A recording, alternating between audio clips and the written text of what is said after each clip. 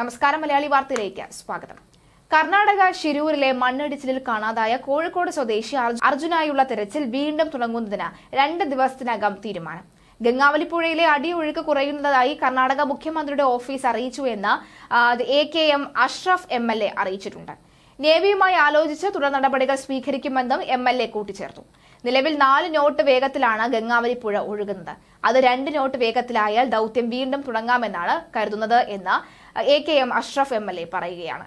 2 ദിവസത്തിനുള്ളിൽ പുഴയുടെ ഒഴുക്കിന്റെ ശക്തി കുറഞ്ഞാൽ തെരച്ചിൽ നടത്താൻ സാധിക്കും. കൊച്ചിയിലെ നാവികസേന ആസ്ഥാനത്തെ ഉദ്യോഗസ്ഥരും കാർവാർ നാവികസേന ആസ്ഥാനത്തെ ഉദ്യോഗസ്ഥരും തമ്മിൽ സംസാരിച്ച് തെരച്ചിൽ രീതി ആലോചിക്കും. പുഴയിലെ ഒഴുക്ക് കുറയുന്നതിന് അനുസരിച്ച് 2 ദിവസത്തിൽ തീരുമാനം എടുക്കാമെന്ന് ഉറപ്പ് കിട്ടിയെന്നും AKM അഷ്റഫ് MLA കൂട്ടിച്ചേർത്തു.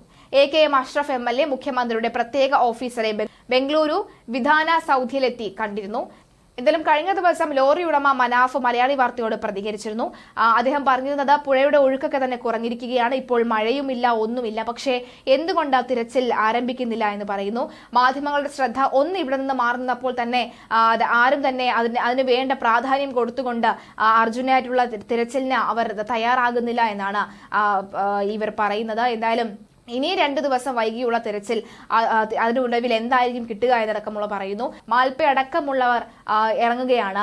മാൽപ്പെ പറയുന്നത് വെള്ളം അതിന്റെ ഒഴുക്ക് ശക്തി ഇതിനെക്കാട്ടിൽ 100 ഇരട്ടി അല്ലെങ്കിൽ 2 ഇരട്ടി കൂടുതലായിരുന്നു. അതെല്ലാം തന്നെ കുറഞ്ഞ ഒരു സമാധാനമായിട്ടാണ് തന്നെയാണ് ഇപ്പോൾ പുഴ ഒഴുകിക്കൊണ്ടിരിക്കുന്നത്.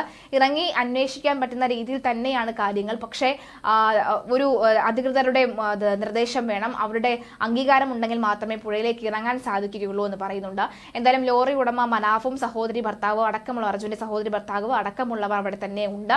അവിടെ തന്നെ തമ്പടിച്ചിരിക്കുകയാണ്. വയനാട്ടിൽ ഇപ്പോൾ വലിയൊരു ദുരന്തം നടന്നതിനാൽ തന്നെ എല്ലാവരുടെയും ശ്രദ്ധ അങ്ങോട്ടേക്കാണ്. അർജുൻ എവിടെയാണെന്ന ചോദ്യം ഇപ്പോഴും അവശേഷിക്കുകയാണ്. അതിനിടയിലാണ് അർജുന്റെ ഭാര്യ കൃഷ്ണപ്രിയയ്ക്ക് ബാങ്കിൽ ജോലി, സഹകരണ ബാങ്കിൽ ജോലി നൽകിയിരിക്കുന്നത്. അത് കുടുംബക്കാരുടെയല്ല, ആ നാട്ടുകാരുടെ ഒന്നടങ്കമുള്ളവരുടെ ആവശ്യമായിരുന്നു അതെന്നാണ് സംസ്ഥാന സർക്കാർ അറിയിക്കുന്നത്.